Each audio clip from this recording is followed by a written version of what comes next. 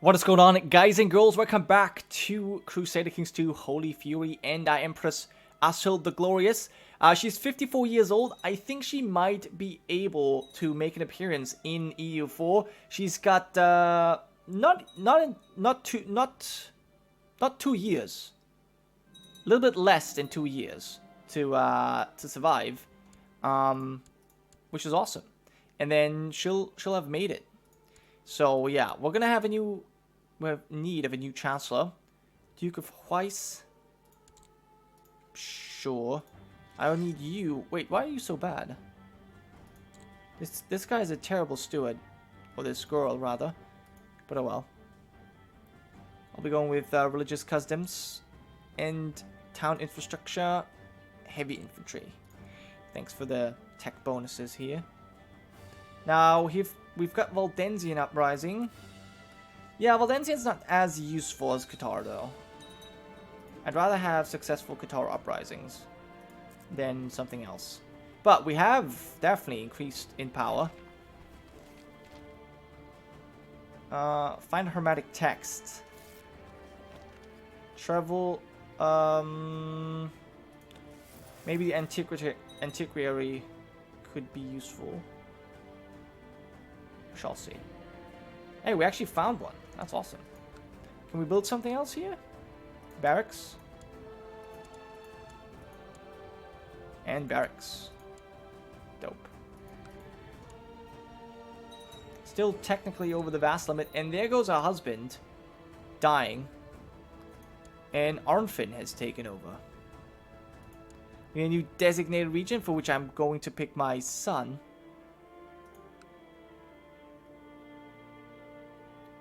Well.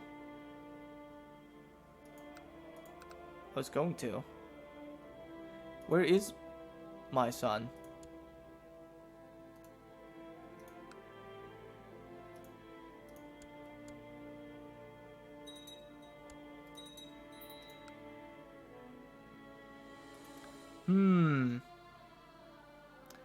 That's funny.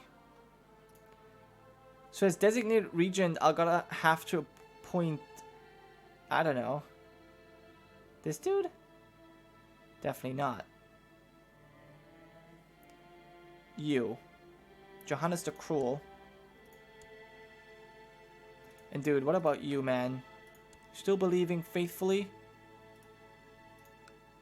Yeah, truthfully, rather. Annoying. Annoying as F. But alright. So we didn't make it. Because, I mean, I can definitely tell that we're not going to be able to make it at this point. But we actually got relatively close. If I had gone, like, full power play, we would have definitely been able to make Qatar the dominant religion. But I didn't want to do that. I mean, I would have liked getting there, but I didn't want to do it for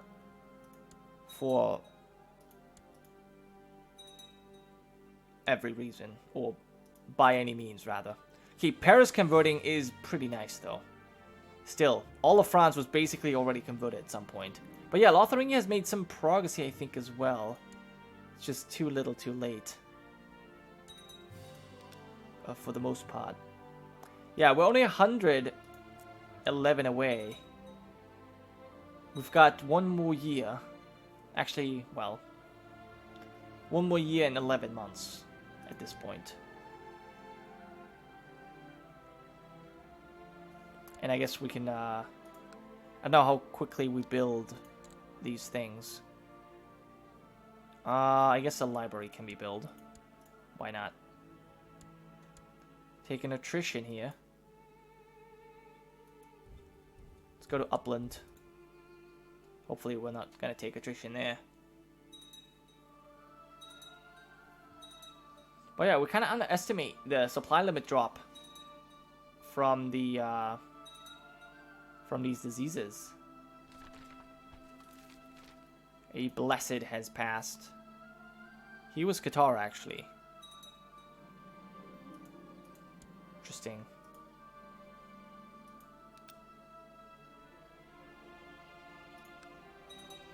So there are definitely more and more provinces that convert. I feel like we are... Like, you have to actually press for it for some time before you make progress. So, yeah, if we only have, like, if you only ever have one ruler that is sort of zealous where we actually try to convert stuff, it's very, very difficult. So you really have to be behind it. And then with all the religious turmoil we had, where we had 2 emperors that converted to Orthodoxy, and one, or both of them actually, had periods of Catholicism, that was obviously making things very difficult. But yeah, let's marry Duke of Livonia.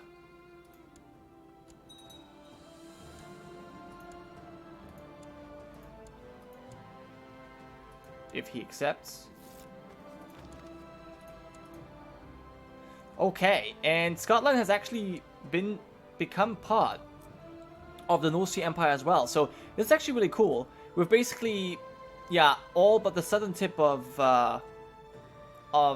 Scandinavia, and instead of that southern tip, we have the northern tip of France as part of our North Sea Empire. That's really cool. Okay, so our husband does not... Oh, we can't convert him. He's not our vassal. Interestingly.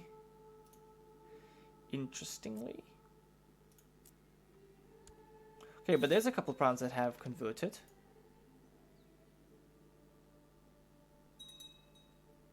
They were Catholic before.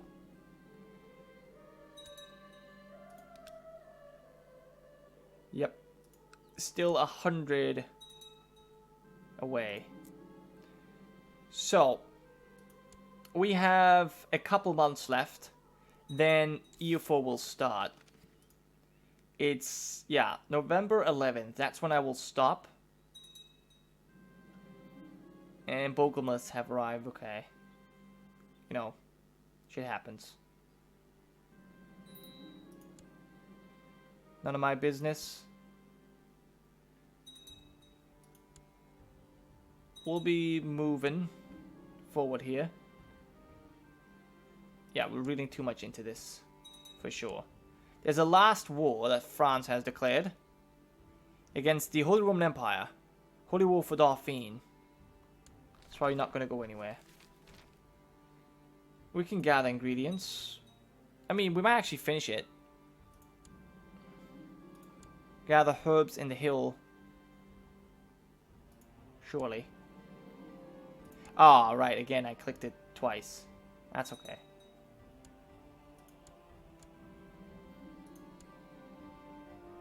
I don't know if we're going to finish this. August, September, October. 11th of November is when we stop.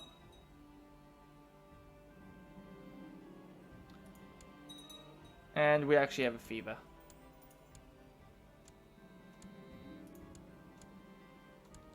Okay, at least we got a treatment there. Got the diarrhea. And 2 herbal ingredients have been added. Did that finish our mission? I don't know. Difficult to figure out why we're vomiting.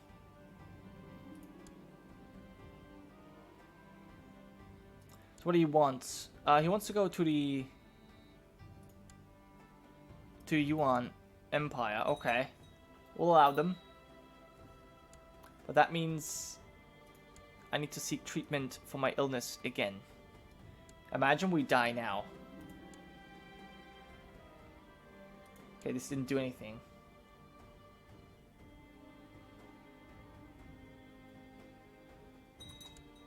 There is November 11th. And the Reconquista has definitely made some progress. But the Catholics still have no moral authority at all. Yeah. But they do hold a holy site. So there's that. Alright. Yeah. That's it. I'm going to be taking a save here. And we'll be having another episode where we convert, where we'll look at, you know, what happened, history and all that stuff. But actually, yeah, I probably will be cutting this together. But for now, I'll be ending the episode here. I hope you guys have enjoyed, and I'll see you in a second. So it's been merely a second for you guys. For me, the cut has actually been much longer, but nonetheless, I'm going to be hopping in back into the game today to just wrap up the series. The CK2 part has ended today, but obviously, we're going to be continuing this in EU4. I'm very hyped for this, but we're not going to be talking about EU4 today. There's going to be a special video about that that's going to follow. Today, all I really want to do is just kind of, as I said, wrap up the series and kind of just check out what we've achieved over the course of this game, over the period of CK2, what things have developed. Obviously, we're in an alternate timeline ever since, well, as soon as you start one of these games, obviously the world's going to be different, things are going to change, and I would say the world has changed quite drastically, actually. Which is really cool. So we're going to be checking this out. What we're going to look at specifically, obviously, we're going to be checking out all the map modes. We're going to be checking out the ledger. We're going to have a look at India. We're going to obviously also check, I meant China, but we're also going to be checking out India and some of the other realms that I've just not really interacted with because, you know, we've been mostly focused on our own place of the world, our own region. But we're going to be checking all of this out, but we are obviously going to be focusing on the Yingling family, as well as the two custom families that have actually survived for the entirety of the game. So that's really cool. We're going to be checking that out, and we're going to be starting with the map modes. I'm not going to be, I'm going to click on the terrain map mode, but, you know, there's nothing special there, so we're going to just move on. We have, obviously, the political realms map mode. This is something I've, you know, I'm always really checking out, and I assume if you've been following the series, then this is not anything new to you. You see the large empires, we see the North Sea Empire, obviously, as the undisputed rulers of Europe, but there are still big realms around us. There's the Seljuks of Rum, we've got the Fatimids who are very strong, we've got two very powerful Indian empires, Rajasthan and the Tagadurids, we've got the Mongols, and we've got China with, Mongol China, with a relatively large influence here. As you can see, the Western Protectorate has a very, very big tributary. Obviously, we've got the Holy Roman Empire in Europe, which is still strong, Carpathia, and then there's, you know, several middling powers, Maghreb, Italy, and so on and so forth. But that's not really anything new to you. What's a little bit more interesting, well, I guess diplomatic relations not that great. Actually, that doesn't show anything. What's very interesting is obviously the religious map mode, something that I've been checking out, very often, especially towards the end of the series, with the whole Catharism. We had a lot of religious turmoil with emperors, you know, obviously being Qatar, but then switching over to Catholicism and then even Orthodox. We had two emperors in a row who were Orthodox. And, in the end, we are back to Cathar. And our Empress Ashild, who has actually turned cynical at some point, I kind of missed that. It was actually someone of you pointing it out to me in the comment section. At that point, I had already recorded all of the episodes of this series. It was maybe a little bit unfortunate. I shouldn't have been as zealous in my conversion efforts. But I just kind of forgot that happened. Not really a big deal, I think. There is still so many provinces that we haven't converted, so I feel like it doesn't actually make that much of a difference. So the religious map mode, very, very interesting, specifically looking at the Christian world. Catholicism and Qatar battling it out, and Orthodoxy seems to be kind of the casualty, the collateral damage, because they got destroyed. Right? I mean, we had a crusade that was called that destroyed the Byzantine Empire and kind of sealed the fate of the Orthodox people. There was a little bit of, revival there when we had the North Sea emperors becoming Orthodox, you know, taking over Constantinople, even giving lands to the economical patriarch. But, at the end of the day, the traditional Orthodox lands are now mostly Qatar, actually. So, that's obviously a big deal. But we have some other really, really, really interesting developments as well. We obviously have perhaps the the most special out of all of these things, we have a Hindu Greece. This is remnants of the Mongol invasion of Thrace. And so, Epirus and Greece, 2 independent kingdoms, both follow the Hindu religion. That's really, really interesting. Obviously, the Tengris, or the Mongols themselves, are Tengri, but they do also follow Hinduism in a way. This will come up later in EU4, but as I said, I'm not going to be talking about that too much today. Hinduism itself is, very strong in general because they are the dominant faith in India as well. Right? So, very, very powerful religion. Perhaps the most powerful in the world right now. There could be a case to be made for that. But, there is a lot of religious turmoil in northern Africa and the Maghreb region. The Catholics have taken over this territory, but there's a lot of heretics around. There's still a lot of Muslims. We've got, the Reconquista not fully finished. There's still Muslims over here, but they're neither Sunni nor Shia. They're Zikri. So another heresy there. Then obviously the Fatimids, the Shia caliphs, sort of try and gain control over this area, but it's not looking too hot. They do control the holy cities of Medina and Mecca, while Jerusalem is actually held by the Seljuks of Rum, but their religious unity is not very high, as you can see. So they have a ton of heathens and heretics within their territory. So it's going to be interesting how they will deal with that in the future. Then obviously we've got the cultures, which is really not too interesting. I guess there's a couple things to point out. We can see that the Germans have been very aggressive in their conversion efforts here. I mean, basically all of, southern Italy, with the exception of Sicily, is German. And, a lot of Hungary and huge parts of Croatia and the Balkans in general are German right now, which is kind of interesting. Also, territories in Poland and, in Bohemia. Most of this is German too. We've got the Italians basically completely replacing the Catalans, which is kind of an interesting development as well. And other than that, there's nothing too interesting. Obviously, we've got the Turks that have obviously converted a lot of provinces as well. But the Germans are definitely... Oh, wow, the Germans are actually even here in Sinaia. That is actually kind of impressive. So... but these cultures will play a bigger role in EU4. They don't really play as much as a role here in CK2. And there's actually more to be said about this because, I had to make some adjustments. But as I said, I'm not going to be talking about that too much. Economy, it doesn't really show too much. Obviously, the Mongols are relatively poor, but that's just because of their different mechanics. We see the Silk Road here, and then... this doesn't actually really say all that much. De jure duchies, not too important. De jure kingdoms, not really too important either. De jure empires, now this is important. Again, just because it plays a role for the conversion into EU4. But again, that's something I'm going to be addressing in a different video. But you see the core territories of the North Sea Empire here. We see, what the Holy Roman Empire is supposed to be. But in reality... it looks very different. It's kind of funny because you see how the Holy Roman Empire has been pushed southeast by the North Sea Empire. That's kind of cool. So they're still strong because they were able to kind of defeat their enemies to the south and migrate, but they were kind of pushed back. So that's actually kind of really interesting to me. But these are obviously the big empires. Byzantine Empire doesn't exist, neither does the Latin Empire.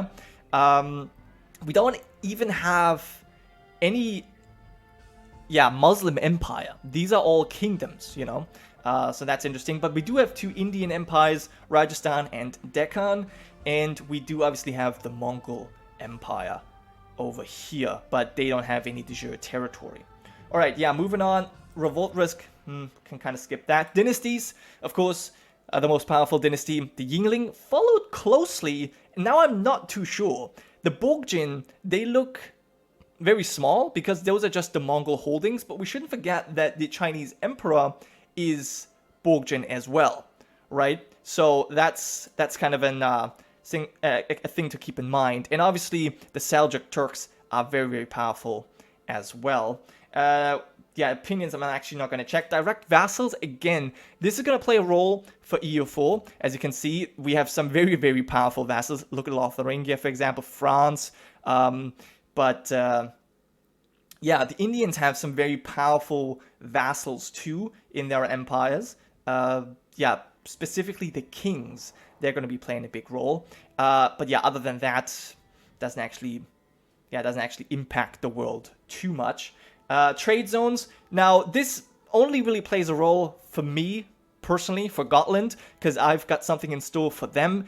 It's not amazing, but I have definitely made sure to include Gotland to the best of my abilities in EU4 as well. So we're going to be talking about that later on as well. Governments, I can show you this, but it's relatively boring. Mostly feudal, Ikta for the Muslims, and then of course nomadic for the steppe hordes. We've got, yeah, defensive pacts doesn't even matter. Epidemics doesn't matter either. So that's it for the map modes. I'm going to go back to realms just because this is the most, interesting to check out. We had a brief look at China. I'm going to be checking this out once more. The Emperor apparently likes Muslims. Okay. Does not like Latin Iberian cultures. Okay, now this obviously does not translate into EU4. What does translate, however, is the family name, and obviously the fact that this is the Yuan Empire. This is going to be a very important part. The Borgians, and something that you should keep in mind as well is the fact that India is not. Why do I keep saying India? I'm talking about China.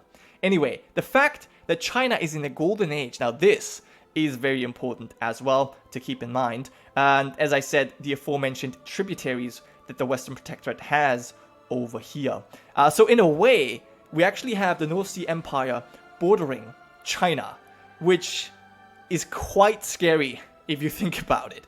But yeah, other than that, I wanted to check out the ledger. So yeah, we have our own domain. That's not too important. We're going to be moving on here. Realm doesn't matter. Realm levies.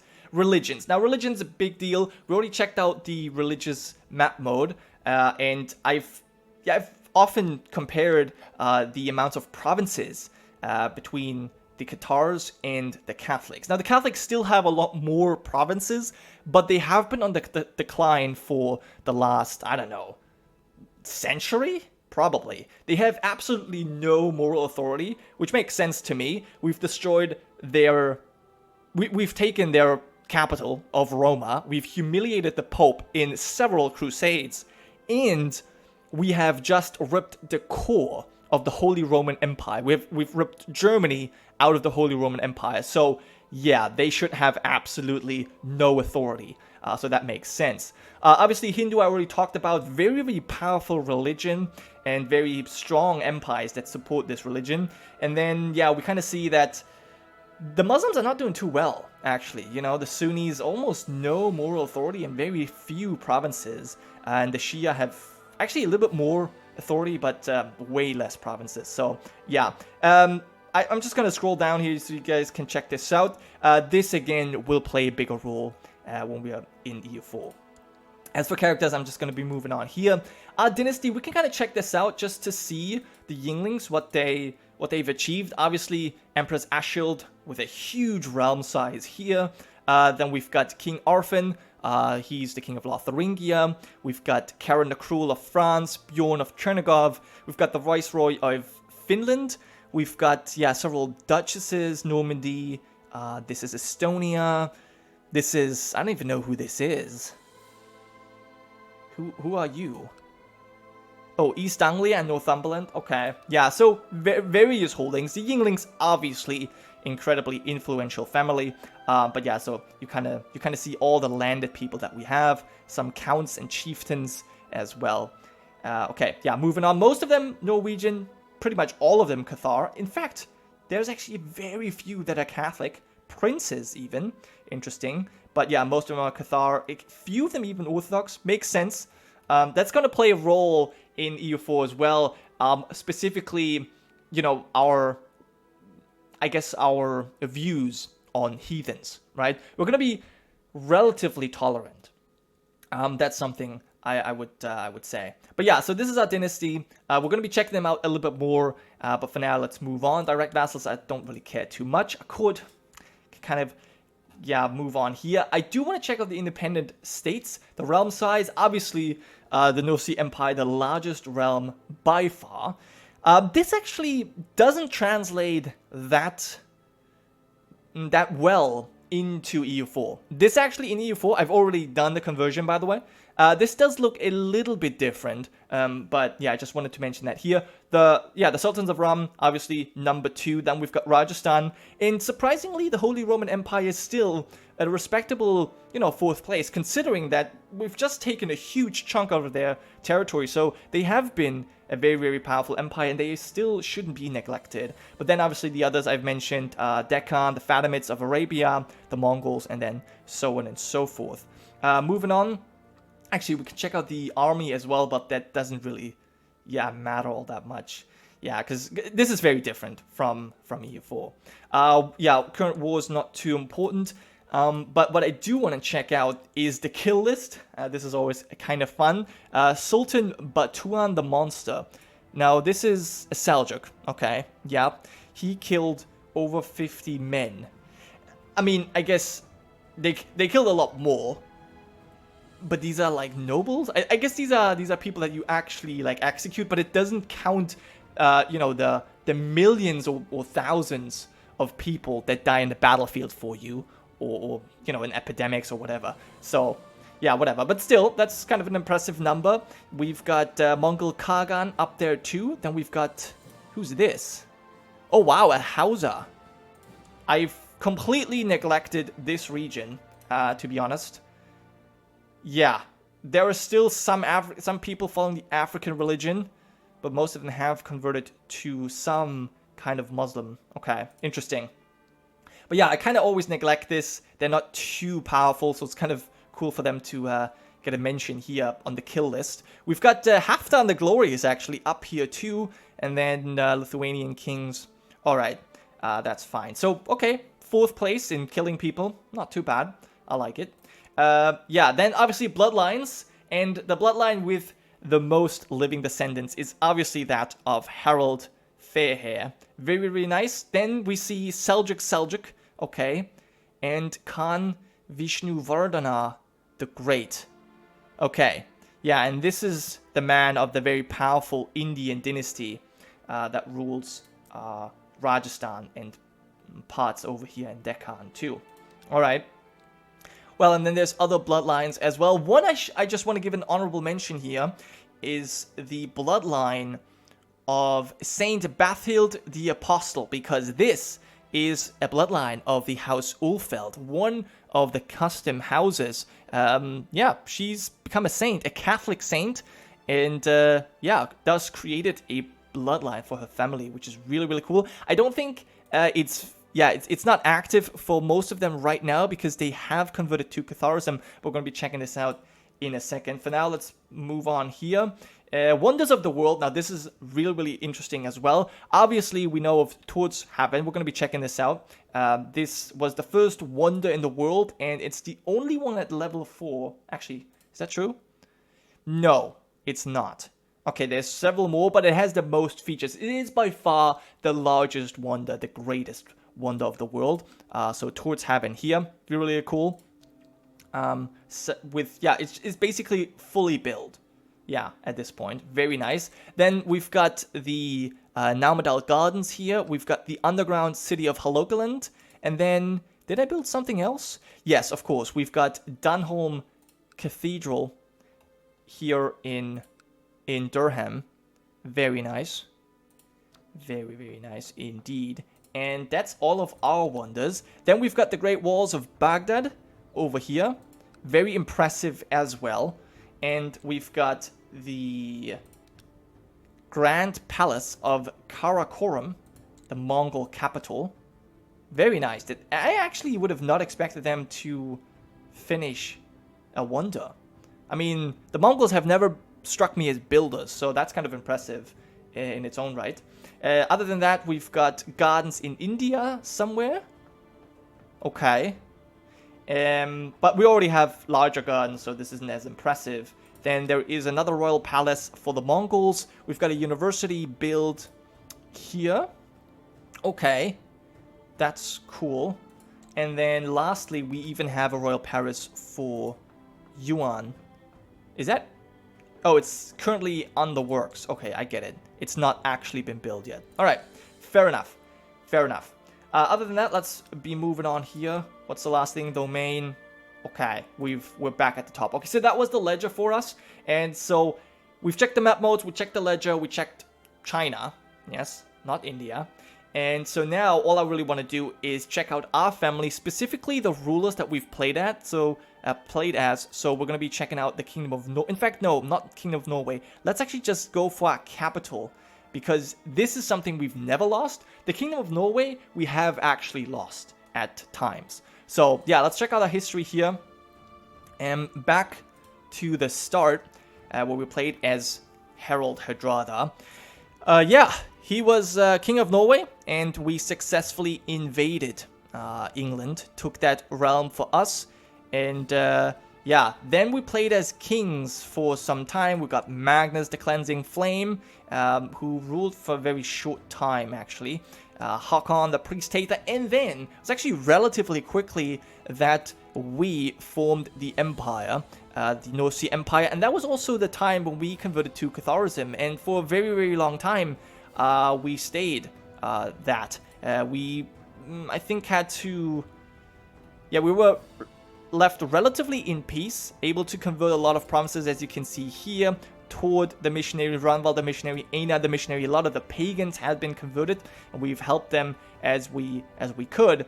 And then with Halfdan the Hammer, things got more difficult, because this was the time of the first crusade for France that we successfully repelled.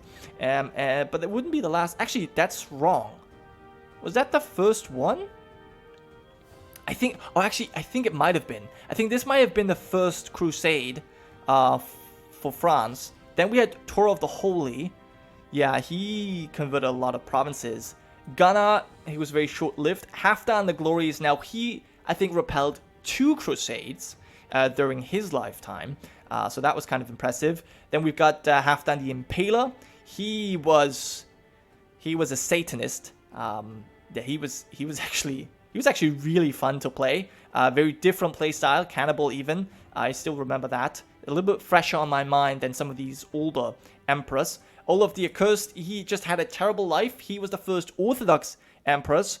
And yeah, his son, actually, no, I don't know how he's connected.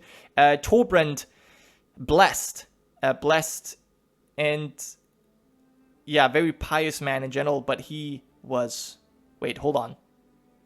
Okay, yeah, he's been blessed by the Orthodox faith, I see, right. But then after this was the period of religious turmoil, then we had Ashild the Glorious, who has, yeah, done very much for the Cathar faith, including retaking Rome, one of her larger achievements. Unfortunately, very recently, actually, like last 2 months of the game, she has grown ill. So, just look at this. She's 56 years old. She's very stressed, because she's a very diligent woman, obviously. But she's stressed, reducing her health by 1. She has fever, she's diarrhea, and she's vomiting. So she's likely, you know, received some sort of food poisoning. That's very possible. It could very well be that she survives this, but chances are very low, because her health is, you know, has deteriorated very quickly, and she's not getting too much health from these artifacts. It's only plus 0.6, so not too much. She might not make it, and in the case that she dies, Prince Bjorn will take over, and this is a really interesting situation for him. Now, this guy, he's very lazy and a fat glutton, but he's a proud and brave man, and likely capable of warfare, if nothing else. But the interesting situation here is that he is the son of the former king of Lotharingia, and that makes him the younger half-brother of the strongest, vassal of the North Sea Empire, the King of Lotharingia. So this is a really, really, really interesting situation, especially going forward into EU4. But I will be talking more about this in another video, obviously. But yeah, these are the Yinglings. And now I just want to give a little bit of a shout out to the 2 custom houses made by my Patreon supporters.